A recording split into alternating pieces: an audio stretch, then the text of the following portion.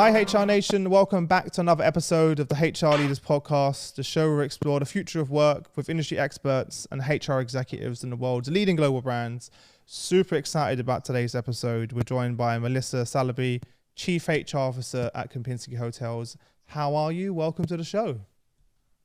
Hi, Chris. I'm good, thanks. How are you? I'm not too bad. Good to see you. First week back after being out for a while, so it's good to see people.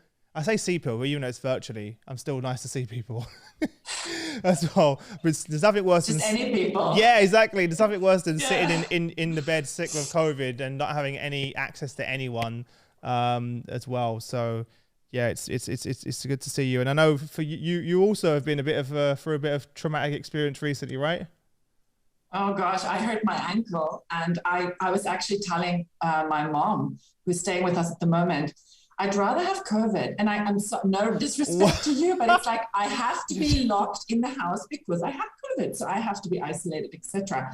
But being isolated because I almost broke my ankle, luckily not, it's just a severe sprain, for being stupid and not checking where I'm walking. I felt locked in, and for 5 days with my foot up in the air, couldn't go anywhere, and just being dependent on other people was quite hard. So I'm glad to be back in the office today, but I hear you, it's not easy. No. Yeah. So before we go any further, tell everyone a little bit more about yourself personally and your journey to where we are today. Sure. So I'm originally from South Africa. Always loved working with people. Ended up by mistake really in hospitality. Wasn't the plan. Wanted to study psychology, didn't at the time. I was one of those kids who didn't really know what they wanted to do at the time of, the age of going to university. So I built up more experience, working in certain places, and then started building up my hospitality journey actually in the Middle East. So I've been now in Dubai for 20 years. I really love HR in total. I mean, I enjoy seeing people grow, develop, and even I think one of the highlights of being in HR is looking back and seeing everyone you've developed. And now they're like directors of HR, and you look back and you say, I've had a part of that journey. So that's always excited me about what I do. I was also very lucky in Dubai, coming from South Africa as well, coming to Dubai, learning hospitality and different cultures. I think that was the most exciting part as well of my journey.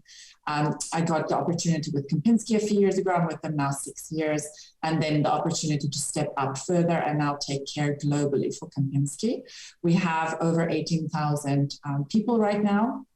We had, of course, much more during, pre-COVID. And of course, we're hoping to get back to those levels. So that's a little bit in a nutshell what I do. Of course, a mother of 3 daughters. My oldest just moved to Australia, so that also happened in the past few weeks. So I said she's like her mother, taking the risks and traveling all over the world. She got that from you. I know, right? So she's going to Melbourne, and it was already a bit of a shock of her life coming from the Dubai bubble into the normal world, right? So my first duckling is out of the nest, and then I have 2 other daughters still, in school. And my husband's from Syria, so the different cultures has really also grown me to who I am today. Amazing. I've got so many questions now.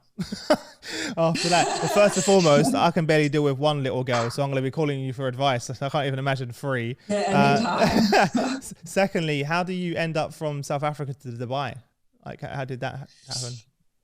Yeah, great question. I've always been, interested in the Arabic culture. In my mind, I always saw these beautiful deserts and camels, and the culture has always just been so hospitable to me. Very similar to South African hospitality, in fact, very kind people, welcome you always. And I really like that about Middle East. Dubai, I came in 2001, and it was right after September 11, and everybody was super worried about what was going to happen in the Middle East at that time. And I was just like, I'm going. And I still remember my parents was like, are you sure? This is like where everything is going down. And I'm like, no, I'm going. It was just a culture that really attracted me. So yeah, I haven't looked back since. How do you deal, though? I get what you're saying with the culture, but then how do you deal with, as a female leader and bringing up daughters in the Middle East in terms of, you know where I'm going with this, right? Yeah. So I'm not going to say anything else because you already know where I'm going with it. So how was that as a challenge as a female leader in a large organization in that type of culture and environment? So when I joined, when I came to Dubai originally, it was a culture shock for sure. And I think, you know, a lot of people come to Dubai and they don't really enjoy it. And I think I had a reason to stay because I met my husband, you know, rather the moment I actually landed, which is a great love story. I'll tell you one day. But if it wasn't for that, I don't know if I would have stayed actually that long. It was very tough to change in terms of, because women in South Africa growing up, I was brought up very independent, and coming to Dubai, that was a bit of a different culture. And we're also talking 20. Yeah, exactly. 21 years ago now. Yeah. And I still remember when I got my first leadership position, you know, I was one of the only females in the leadership team.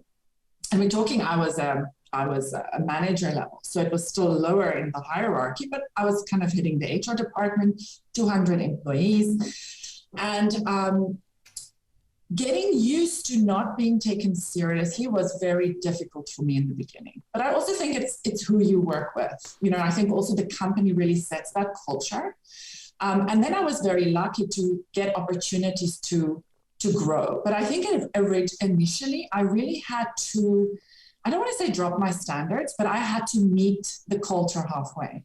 I had to also embrace that maybe sometimes me talking straightforwardly, because in South Africa we are very straightforward. Like, why would we waste time, by the way, right? most South African women I spoke to, very outspoken, very strong, in a good way, very strong female empowered leaders. I feel like that seems very common. Yeah, so I remember my first appraisal, like official appraisal, my GM said, "You're very aggressive." Oh, here we go. And I was like, what do you mean? Because you have an opinion. That is basically because you have an opinion and a point of view, you're now aggressive. And so I was a bit like, what? I'm just direct. But direct back in the days meant I was, yeah, exactly.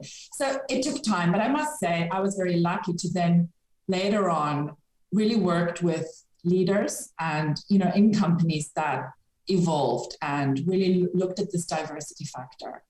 So yeah, that's how I think it's embracing that culture and at the same time making it work for you and taking the positives out of it, because I could have, I cannot work here. I'm going to go back to South Africa. But then if I did that, where would I be today? But it's also like you then, if you can do that, you can carve your own lane.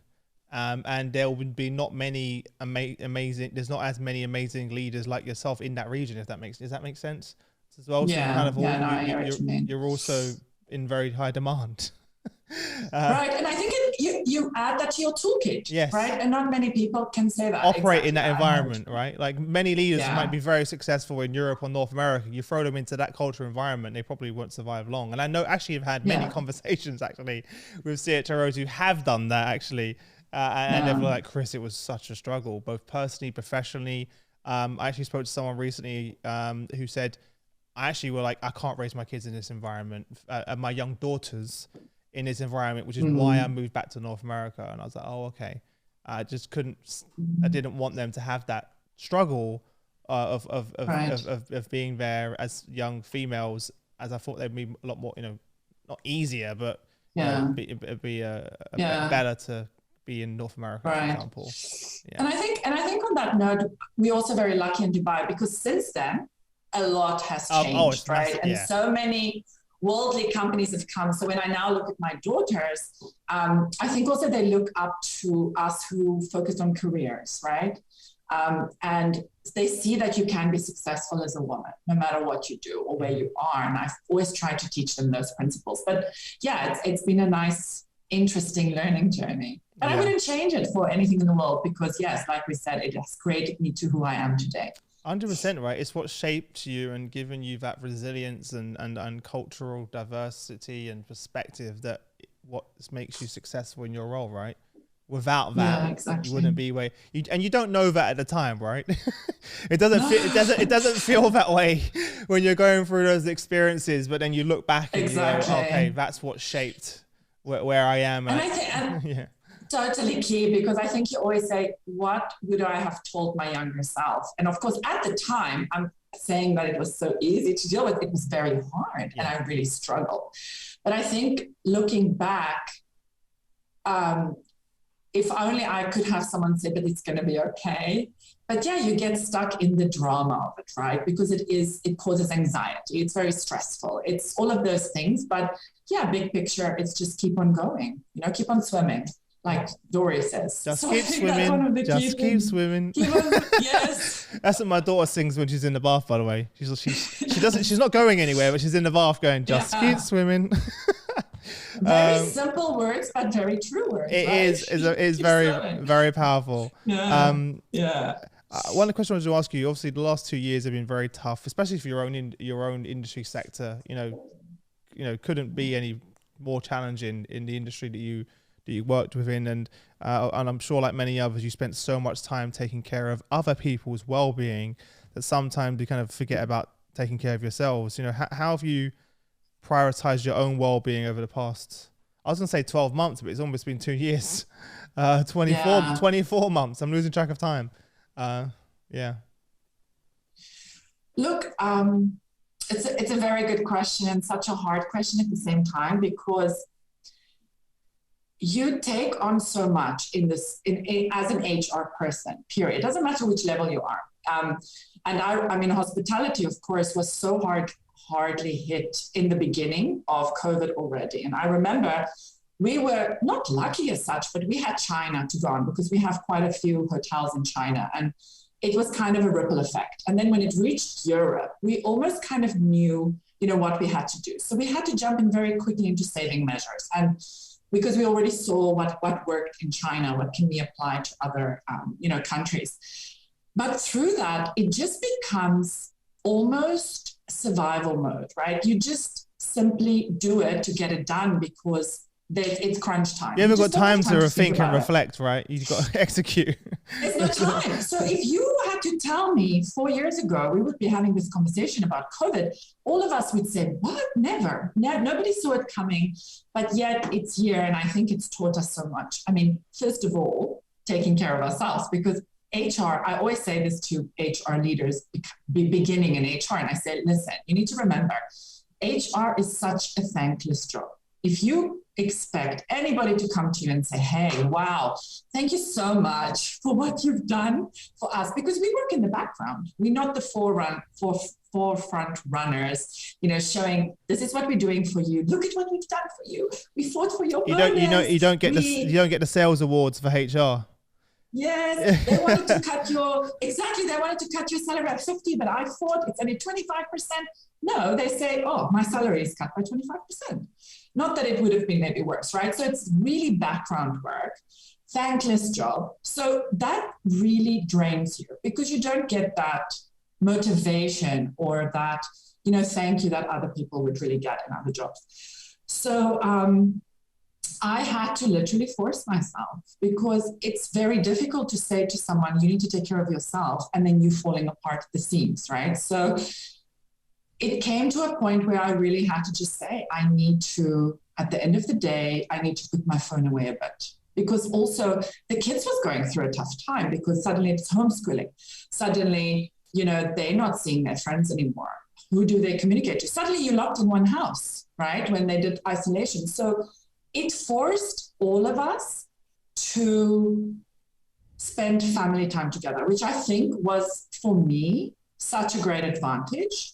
And that forced me to take a look at my own sanity, let's say, because I look like I might have it all together, because I am strong by nature. And people always say that you're so strong, you handle so much, because we all have a story, right? But you fall apart. Like there's a time where you're just like, I can't anymore. This is just too much, because people look at you for that strength and be that rock. Yeah, exactly. Yeah. So sometimes you just can't be a rock, you need a rock. So I really forced myself in those dark days, let's say, to look at what I'm eating, continue to exercise, even if we couldn't go outside. So I was very lucky. We had a treadmill in the house. I just had to force myself to really do that, and look at what can I do? What makes me feel rested? Now, of course, I'm a Netflix addict, which is not great now, but at the time, it helped me to just focus my mind on something else. Someone else's drama. You need to disconnect. Exactly. Don't tell me don't tell me you're like my wife watching the Real Housewives of all of these. Oh, I love Beverly Hills. I love them. I love it. I think it's hilarious. I mean, it's just like, seriously, people, you have no idea what problems are. I know. Yeah, I know, right? You hear them complain, you're like, real wow, first world problems. Like, really, in your Gucci shoes and your I don't know what bag. Just shush. Yeah, but I think I just had to force myself. And I think that time with the family, with the kids, you had to deal with each other. You had to support each other. So I really think that helped me to do that.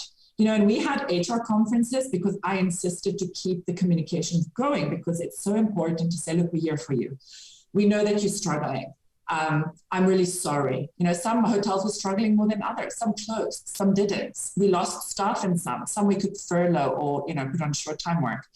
So it was that communication. I'm here for you. I know you're struggling. Please take care of yourself. So actually one of our themes last year in the conference, no, sorry, not last year. I'm now still thinking it's 2021. Yeah, exactly. I know, me too. In 2020, we actually had a well-being theme for the day. And it was, I brought in psychologists. I brought in a few people talking about well-being and how to take care of yourself. And I mean, anxiety and how it can really affect you long-term. And some things like little exercises just to help them.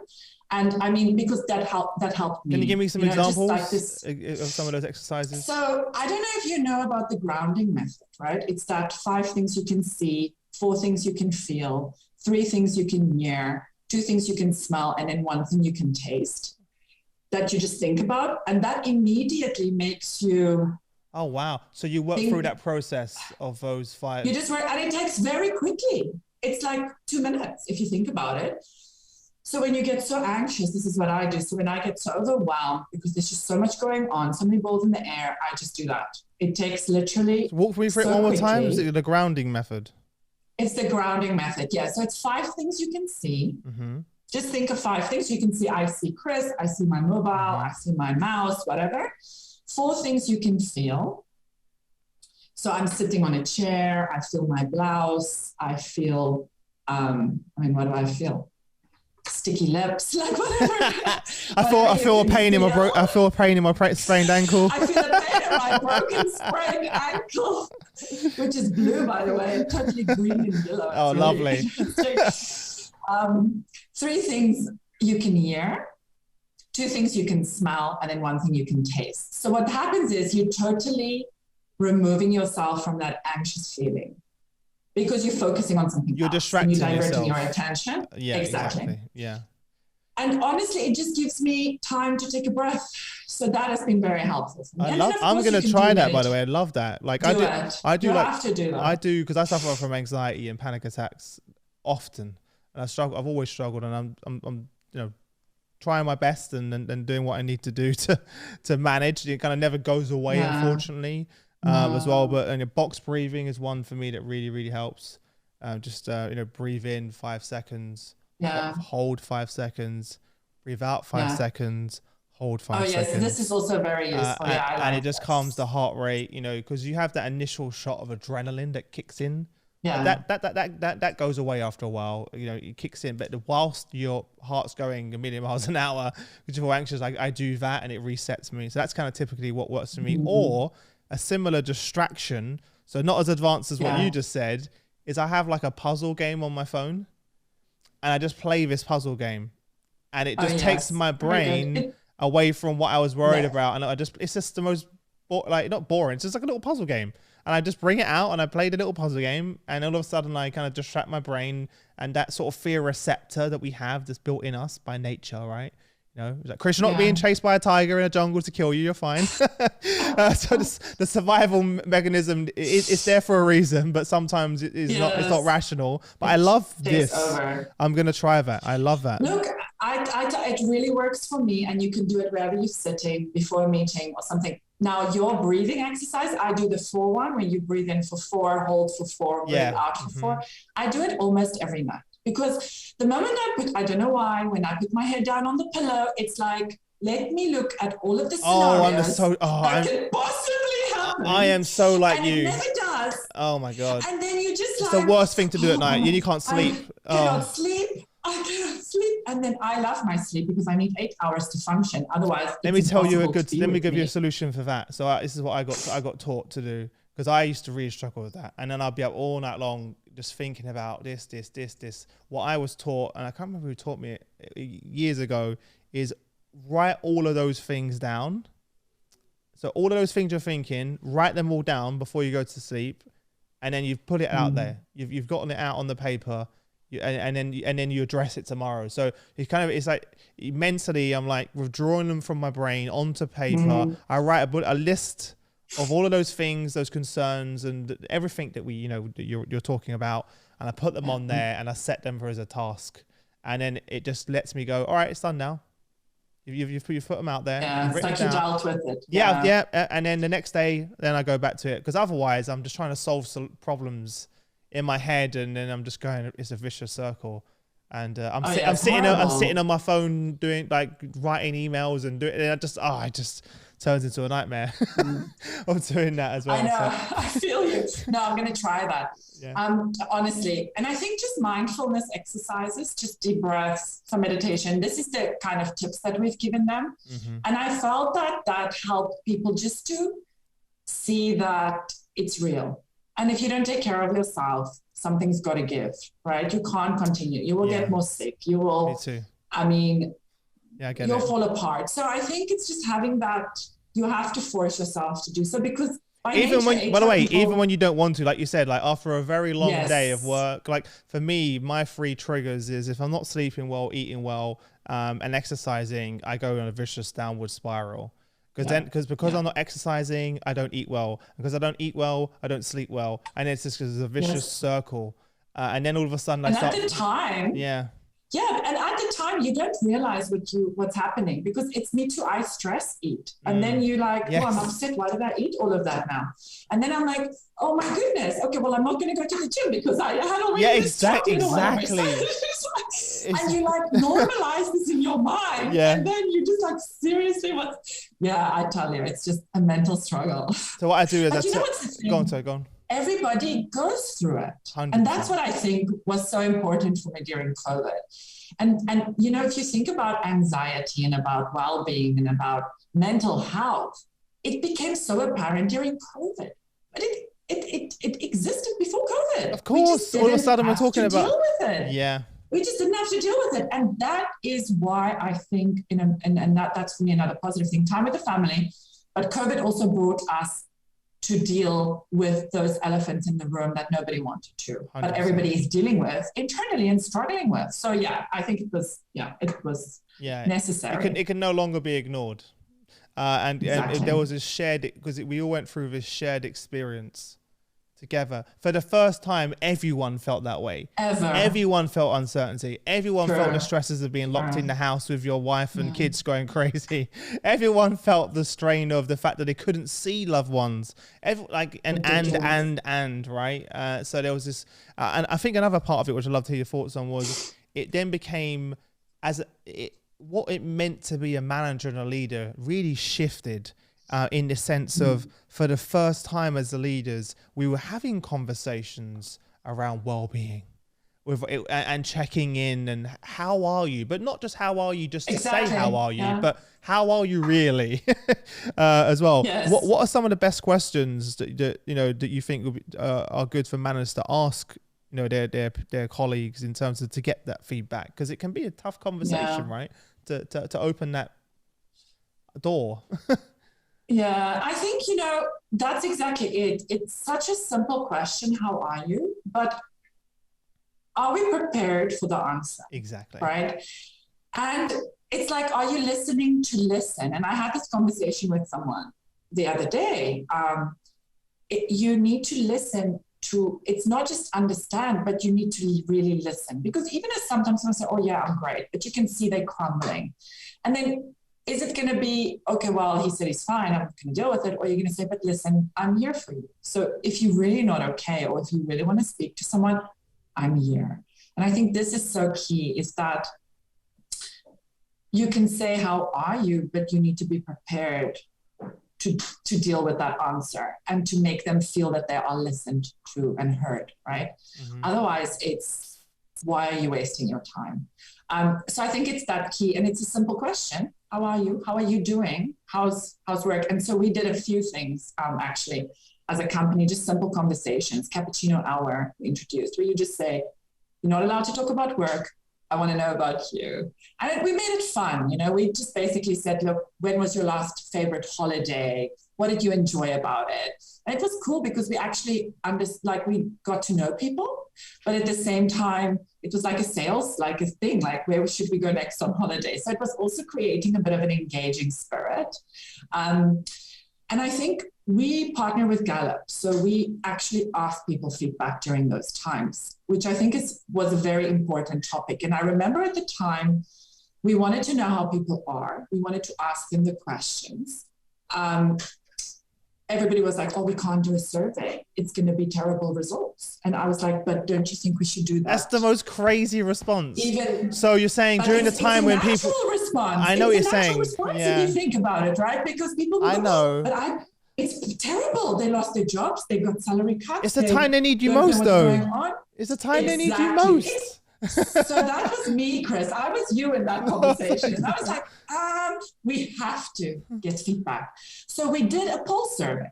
Now, you're familiar with Gallup. Yeah, you just do the Q12 and you can add a few questions. Yeah. And we did that. We did the Q12. We added specific well-being questions. You know, do you feel that you are safe in your workplace? Because for me, that was a question of, are we taking care during COVID that they feel safe? Because hospitality had to come to work. They had to serve guests who was perhaps in quarantine. So there was a lot of different aspects to that safety question or well-being question, right? And if you're not feeling safe, why? So it opened up a comments opportunity to say, well, it's because we actually don't have sanitizer at the workplace, or whatever the case, because we have to look at all the levels we are employing.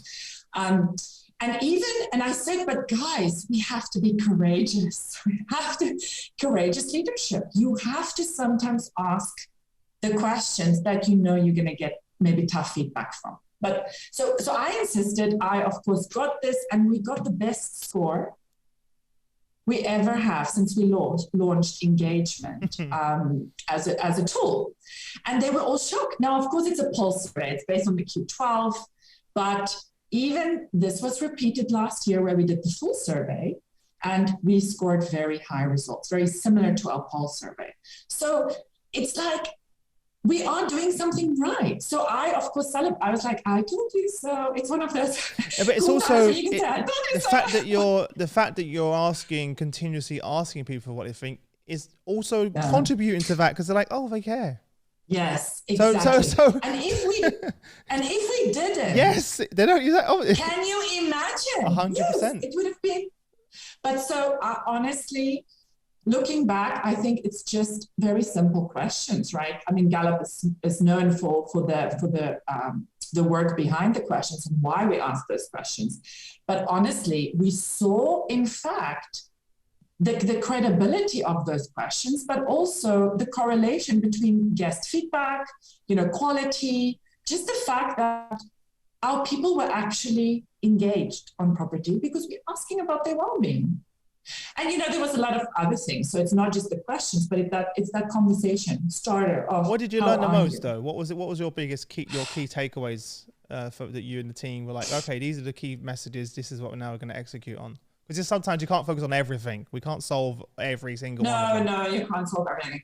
I think overall, what I found was it's quite regionally specific. So we had a bit less positive feedback, let's say that. I mean, because overall we did quite well, depending on the region and the severity of the measures we took. So a lot of it was influenced by that. So let's say Middle East, we don't have options of furloughing or short-time work or, the government helping us to survive, right? Where Europe, you have those options. And so this, you could see the results have dropped slightly. So for me, there's obviously that impact that's out of our control somehow. I felt also the positive comments that, thank you for asking our feedback. Our GM has communicated throughout COVID times. We've had virtual town hall meetings. We've had, I know what's happening in the company because you have clearly, told us. The transparency. We've also learned, Exactly. We've learned that transparency is key. Good and bad, not just for the good things. That's some important things. No, exactly. You can say the good things, but at the same time, at the time of 2020, mid-year, towards the end, what good message was there? We're trying to survive. We have to cut your salaries further. Sorry, you're losing your job. So transparency, or just being straightforward, saying, look, we're really sorry this is happening to you, was actually appreciated. It was a tough message, but because we gave it, they appreciated that. So I think that was a key learning. Again, like I said in the beginning, courageous. If you are courageous, your employees will appreciate that. But put yourself out there to be able to listen to the bad, but then take the feedback on and then action plan, and so that they see you doing something about it. So we really we did the pulse survey. What was our actions from the pulse survey? We did the engagement survey last year. What's our action plan? And what's the key, that they can see we are actually taking their feedback seriously. So that for me was very important. You can ask any feedback. You can get all of this comments and, what can we do better for you, etc. But what then? Do they see that we're doing? And you were clear on these are the things we're going to address. So you communicated that. We have a full action plan process. We share them. So in a hotel, for example, the action plan is put on the notice board. So there's nothing to hide. It's all transparent communication. This is what you've asked for. This is what we're going to do. We can't do this. This is why. We can do this, and it's going to happen at this time. So we have to. It's just, otherwise you know what's crazy, right? For so many years, and even when I was working in a corporate role, these things, so many companies would avoid asking those questions because they're so worried about the response, right? But it doesn't change the fact that that's the reality. And guess what? Those employees are still having those conversations in the business about those things they aren't happy with. It's still permeating throughout the culture. So you can avoid it as a business and not ask the questions, but it's not going to change the fact that that's the reality. Or again, you can do a survey or a town hall and focus on all the positives and somehow pretend that all these terrible things aren't happening because you don't want to address it. But again, those people still walk away and have those feelings and conversations. So it's been quite It's actually been quite refreshing for the first time. Again, the last few years, companies have been super transparent. And guess what? If you don't say it, it's going to come out on Glassdoor. It's going to come out on social media. It's going to come out. You can't gloss it over and pretend that everything's fine when it's not. It's just we're in a digital age where people could talk. I even there was a company. I always forget the name. It so annoys me. Where the CEO and the CHRO did a weekly podcast. Which was on iTunes, Spotify, completely public. Oh, so cool. And they shared the good, bad, and the ugly of what was happening. And their engagement shot through the roof because they were listening to the CEO saying, I'm going to have to do these and do these, make these cuts and do that. Yeah. But this is why. And look, this is the business. This is exactly why that is. And not like just glossing over it. And they was obviously they was terrified. It was a big risk. Not only are they doing it, like that way, but they're putting it on YouTube and Spotify, their investors, their customers, but they said that they had, tons of people applied to work to much more talent wanting to work in the business. Engagement went up because they're like, wow, well, how refreshing to work for a business. We're actually going to hear for that's what people want. They just want the truth. Yeah.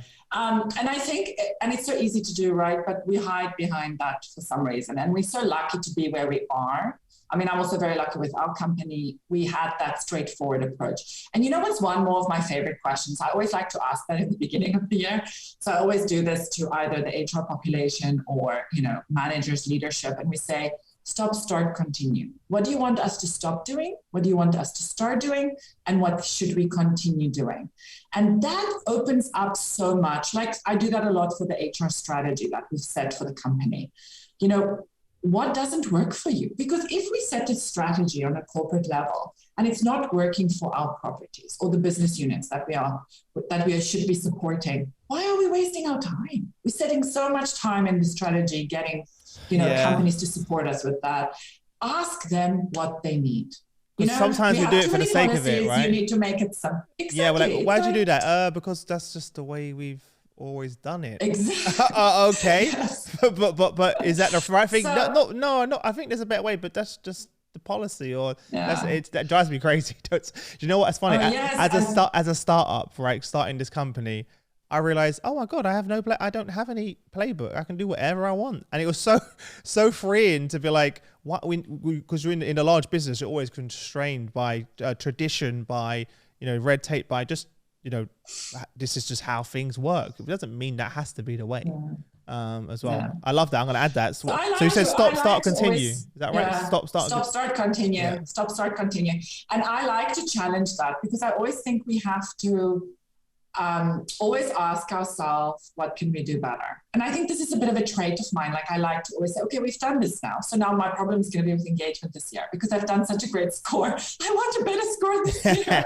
So I'm already thinking, how am I going to do this, guys? But it's that we have to constantly challenge ourselves, challenge status quo, because if we just stay where we are, we don't remain current, right? And part of the game. So we have to constantly challenge status quo. And for me, I always tell the corporate HR team, we are not here because of the corporate. We are here to make our employees on property's life easier. What's that HR on property? What do they need? What is going to help them serve their customer, which is our internal employees, right? So yeah, stop, start, continue. Love it. Yeah, and also to add to that, I would say, like Marshall Goldsmith's quote is, what got you here won't get you there. And again, what got you to where you are, those systems, processes, tools, products, etc., won't get you there. It may require a different, and we've all definitely experienced that over the last 2 years. What got you here won't get you there, right? If we didn't shift our business to an online digital business from a physical in person, we wouldn't be here right now. Listen, I want to jump into the quick fire round. So I'm going to ask you a set of questions. You've got 30 seconds to answer each question. Are you ready? Yeah. You're like, yeah. Sounds scary. Yeah. Don't worry, you'll be fine. Okay. What are your passions and hobbies outside of the office? I really love Netflix. It's a problem, actually. I don't know if this is a good hobby to have. I love that. And of course, I love shopping like any girl. Like, I love to go just shopping. And yeah, I do love that. And a movie. I like a good movie with my husband. Basic things. Yeah. And you work out at 5 a.m. every morning, right? Or you don't like that? You say you don't like that then. Well, so it's not really a hobby. It's just I kind of have to do it. It's just I have to do it because of my well-being. Okay. And that's at 5:30 in the morning. I might have to change the time so that it's not dark outside and I can see where I'm walking, so I don't injure myself. Yeah.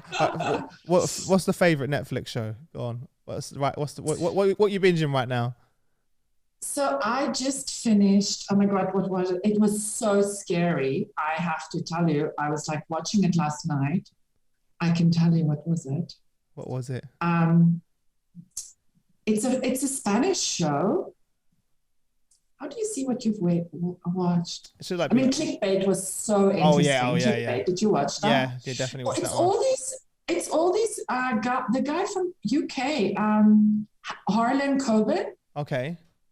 I just finished Safe. Yeah. Very interesting. Mm-hmm. Yeah, a good one. There was The Innocent. The Innocent. It's a Spanish one. Check it out then. Subtitles. Subtitles. Mm-hmm. Subtitles. Yeah. Okay. No, I did the voiceover, which is a bit strange. But you get used to it. Yeah, I know. Sometimes I'm like, I'm just rather. Yeah. It really depends. All right, cool. There you go. Two suggestions. I bet you never thought you'd be asked that question today. If you could click your fingers and change one thing about HR, what would that be? Oh, that's a tough one. I think just not to be seen as the patrol or the legal or the people are fearful of us. I don't know why. I think it's just we got a bad rap, right? Even now, right? Hiring and it's firing. Crazy. Yeah. I did a video which I haven't released because I don't know if I should release it really, is where I went out in the public and just asked random people what do they think HR does? I thought it'd be a cool video, just like imagine just I went for the shot. So what was the main thing? Everything you just said. Unfortunately, firing. And it's crazy because I speak to people at a very high level every day. So I sometimes forget that the vast majority of people, if you just ask them what does HR do, it's everything you just said pretty much as well, which is quite a shame. And that's so sad. Yeah, because we're the fighter behind the scenes. It's crazy, right? I would change that. Yes. HR needs a rebrand. We need a rebrand as well, which I think is why people are talking about, chief people officer or, people experience, etc. I'm seeing like people many functions. Talent and culture. Yeah, true. They are trying to rename it. Employee experience is like, so yeah, anyway, yeah, but I'm with you on that one. How would on that note then, how would your family and friends describe, if I asked your family, friends and kids what you do for a living, how do you think they would describe your role? I don't think they really know what I'm doing. I mean, she's watching Netflix all day. Yes. Look, I think there's one thing. I'm such a no, I don't want to say I'm quite controlling by nature, but it's because I like things a certain way, right? Like I'm not OCD or anything in that sense of the way, but yeah, but I don't think my kids really understand the scope of the role. So my husband, of course, gets it, but I think that it's more, I think they just think I'm sitting in an office and, I have fun and I have calls all the time because my 6-year-old's always like, Mommy, you have such a nice job. You're always on calls. Yeah, it's lovely. Yeah. So I think the older my kids get it, but I don't think they really understand what we do for people. I think my oldest, which is 19, she gets it because she actually did an internship. And then afterwards she's like, oh, wow, this is quite a lot of things in HR. So not really. No, no worries. What legacy do you want to leave behind for your family and kids? Oh, that's a deep one. I know, you wasn't expecting that one. I want them to just, and it's funny you asked this question because I had my birthday recently and my kids, I always, because my daughter was going to Australia. So I was like, I hope, and I was saying to my husband and I was saying to my friends, I hope whatever I taught her throughout the years will stick, because coming from Dubai, the bubble life, I can't prepare her for what is coming because there's no really examples here. And they were like, don't worry, it will stick. And it's funny because one of them wrote me a little note and they made me a jar of notes why they love me. I'm going to cry when I'm saying this is so sweet.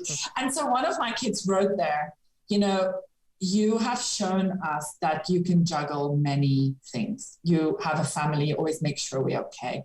You have a successful job. You take care of the whole family. If dad forgets something, we know you're going to remember it. Like just these things, I want them just to have that grounding in life and remember me for it, that, I wanted to provide them at the best, but also to be grounded and humble, to work hard for what you want, not to sit behind and wait for it to be given to you. Mm-hmm. Not give up, just go for it. Mm-hmm. No, I love that. And I think a great part of what you've demonstrated as well is that you can be a mum, a successful female leader, a great wife, and have it all. You don't have to sacrifice. I think many people feel like they can only have one of those. I either choose my career or my family. Does that make sense? Yeah. I gotta get that sense. Yeah, totally. I get that sense from a lot of people. Yeah, you really don't have to. You can do it all. And of course, I have support. It's hard. Right? Yeah, exactly. Let's not pretend. Yeah, you can't otherwise. But it is possible. And I think if people really want it and work hard at it, have the right support, it's totally possible. Mm-hmm. Yeah, definitely. Have you ever considered a different role, like leaving HR? And if so, what career would you pursue? I really love the spa. Because it relaxes you say a spa. Me. Oh, that's another thing that a hobby is the spa. So would you just be in the spa or running the spa? Like I would run the spa and be in it. I find it so calming, right? Like so calming, but it's not calming. You have screaming guests as well. But I would like to run a spa or like a a nice retreat, nail like a salon. retreat maybe even as well. A retreat, and just all the treatments all the time, and have someone to take care of the guests. I feel like I'm starting to build a picture of you now. I think the audience is starting to build a picture of what you're. I love it. I did this question yesterday, by the way, so you're like one of the first people I'm ever going to ask you it. Who's your best friend? Wow. I think my husband. I think it's just that warts and all kind of friendship, right? Like he knows me at my worst times. He knows me at my best times. Because if you have a best friend, I want it to be me, actually. This is a very interesting question. Very, very psychological. Look at you, Chris. That's interesting. That's why I thought about it, because I asked myself this question recently, and I thought, let me ask someone else the question. Yeah, go on. The psychological good response of having a sound mind, I would say, is probably myself, but it is my husband. I think he's just he's always there. It's just, my husband is amazing. I mean, one day, hopefully you meet him. He's just one of those people, whoever meets him is like, it's not like, hi, Melissa, how are you? It's always like, oh, you Faraz's wife. This is my husband. He has this charisma about him. He's just such a lovely man. So he just does that. He just balances me. He grounds me. So that, I would say, is my best friend. Yeah. Yeah. I bet you'd never been asked that before. No. Yeah. Because I would have said, oh, I have Jess, I have Laura. Yeah. And I do have them too. They're going to listen to this and now and be like, damn it, I thought I was the best. Tara, oh well, then I need to mention them. And Tara, and I have many best friends. But yeah, my husband, I must say. But you should, your best friend should be you, right? I love that response. I love that response, by the way. I agree, because unless you can love you, how is someone else supposed to love you and be your best friend? I mean, because you know everything. I mean, there's still some things. Can't fool yourself. It's probably in your... Exactly. You're just like, it's just all here in my brain. Let's keep it there. Yeah, you're like, wait a minute, I'm just lying to myself right now. Yeah. Last question. Yeah. And I really enjoyed the conversation, by the way. It's been super fun. It's really nice. What's kind of one piece you'd give to those, piece of advice you'd give to those HR leaders of tomorrow that are going to be sitting in your seat one day? Don't sweat the small stuff. Really, like do the grounding technique, the 5, 4, 3, 2, 1 method more often. I think it's, what's the thing? When I had my previous role, I was super stressed as well because I was traveling quite a lot. I'm traveling now as well, but I thought, oh my gosh, it cannot get worse than this. And then the next job, oh my gosh, there's so much pressure. I think it's just, don't overcomplicate it. And it's very simple for me. I need to write it down so that I can keep a bit of although I have a 20-page to-do list right now because it's the beginning of the year, right? But it helps me just to have it there and that it's there and it's okay. And then just prioritize around it, but not sweat the small stuff. If I don't get to this one today, nobody is going to die. We all know how to prioritize. And when you reach this level in your career, you've also got great mentors in the past. I mean, I wish that, of course, for those leaders as well, that you've had a great mentor, that you've learned from others, that you see, what are the things that you should do, prioritize. But I would just say, don't sweat the small stuff. Really it's the circle of control and influence. What can I control? What can I influence? If I cannot, don't stress about it. And I try to teach this to my children, which is such a mission because my oldest daughter is such a frantic stress head. Oh, but what about this? But what if that happens? But if this is going to happen? And I do the same at night, you and me with I do the same. So she gets it from me. But it's that, what is in your circle of control? Can you control the situation? If you can, make a list of how you can fix this and who do you need to ask for help if you can't do it yourself. And don't be afraid to ask for help. We don't know it all. And I think I wish someone told me this 10 years ago. You cannot know it all. You cannot. It's not physically possible. Things are changing. You cannot read all the books out there. We want to, of course. But it's do what you can with what you have and ask for help when you don't. I think sometimes it's so I respect people that say, I'm sorry, Melissa, I don't know how to do this. Can you show me? I love that about people so because refreshing. I didn't. Yeah. You can't know it all. It's not physically possible. So yeah, I think we all just try to wing it half of the day. I mean, I cannot say that I have all the skills or all of the experiences in the world, but I think just try your best. Surround yourself with people that support you. I think this is key. I learned this very early in my career. You're only as successful as your team, you know? I didn't reach here because I worked by myself. I had great people supporting me to get where I am today. And they also excelling now, right? So I think that's really key for me. Yeah. So I love that. I always say to myself constantly, Chris, control the controllables. Right. Yes. That's the mantra. Control the controllables. If I can't control it, stop worrying about it. There's no point worrying about it. That's why I don't watch the news. Why am I watching the news every day? All these horrible things. Never watch the news. It's like you said about all those challenges, right? Put it out on paper. Get it out of your mind and write it down. And and again, similar with the things that you can't do, ask for help. If you just do those two things, it's a game changer. Just stop trying to fix. Like me and Shane had a meeting this morning where we was trying to solve some digital challenges. I'm like, why are we doing this? Let's just go to someone who could actually do it. We're sitting here going crazy trying to figure these things out. Let's go and ask for help. What are we doing? Let's go and ask for help. We've been trying to figure. We actually came in last weekend to try and solve these problems where we're going to just ask someone for help. But we are our own bottleneck. We're getting in the way. That's true. And so many of us so do true. that. Honestly, but listen, I'll have to let you go at some point, but I've been enjoying this so much. Thank you so much for everything. And taking the time to share your journey. I absolutely love it. I love your energy and your passion. I think everyone listening can hear it and feel it as well. You're definitely in the right role, in the right seat at the right time as well. And I hope to see you in person soon, but all the best until then. Yes, I hope so. And if you come to Dubai, of course, anytime, I would love to host you. That'd be amazing. We need to catch up more. But thank you for the opportunity as well. And it's really, you do great work, honestly. I mean, since I got onto you, and I just think you're creating such a great change within our industry, and just honest conversations. I love that. I think it's so real. Yeah. And we miss those things. Yeah. Just being humans, so really right? You know, who would have thought we're having a chat about Netflix today? And